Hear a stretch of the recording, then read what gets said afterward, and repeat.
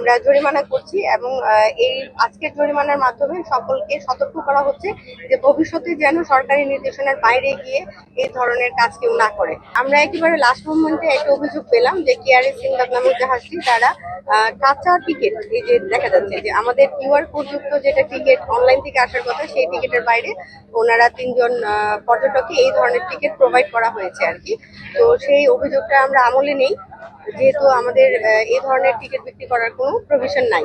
তবে একটা বিষয় আছে, যারা লোকাল তারা যদি যেতে চায় সেক্ষেত্রে কিন্তু তাদের ট্রাভেল পাস যুক্ত চিঠি লাগবে না, সেক্ষেত্রে তাদের ভোটার আইডিটা ইনক্লুজেড থাকতে হবে এবং তাদের জন্য ৫০০ টাকা করে ভাড়া গত বছর থেকে নির্ধারণ করা হয়েছিল আর কি লোকালি, কিন্তু ওনারা ১৮০০ টাকা করে টিকিট বিক্রি করেছে, যেটা মানে কাঁচা টিকিট বলি আমরা আর কি।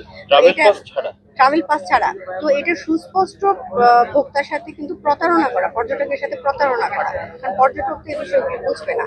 সে কারণে ওনাদেরকে ভোক্তা অধিকার সংরক্ষণ আইনে আমরা ৫০,০০০ টাকা জরিমানা ধার্য করেছি। তো নতুন এবং ফিরে আসা গ্রাহকদের জন্য নগদে চলছে ক্যাশব্যাক সহ প্রতিদিন হাজারো উপহার জেতার সুযোগ। হবে আশা আর ফেরা, সারপ্রাইজ সেরা।